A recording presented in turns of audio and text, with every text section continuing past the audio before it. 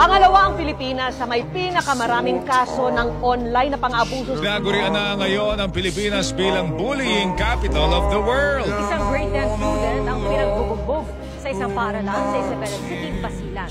Ang mitya ng krimen, madalas na pambubuli umano ng biktima.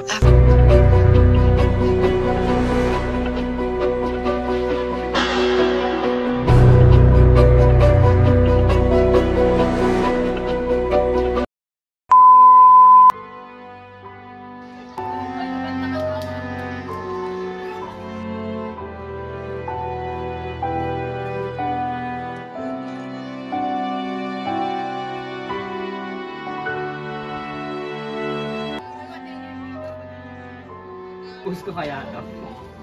Wag, kawawa naman si Ana. Eh, may pangpasaya lang. Bahala ka.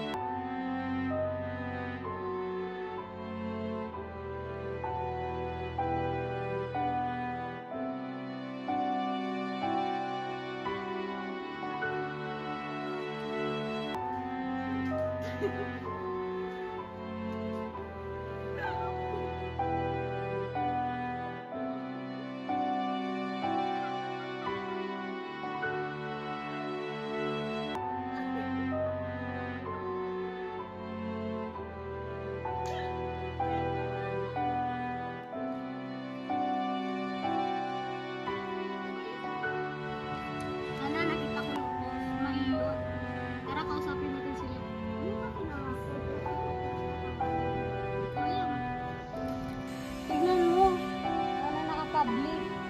Lahat ng tao, pwede nila makita yung mga pinost mo sa'yo. Ganun pala? Kaya tayo. Josh, parang ano, sobrang Mali. ginawa mo kay Ana. Biro lang yun. Anong biro? Kung sa'yo kaya yung ginawa. Iwan mo. Magsumpong na yata tayo sa bin. Sige, chat ko lang siya. Sige.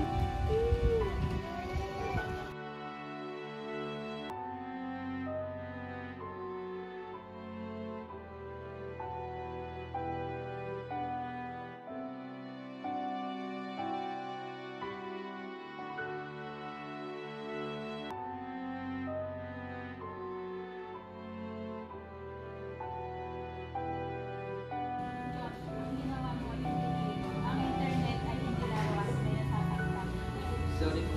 Magsasorry na lang po ako kay Ana. Sige, yan ang dapat mo.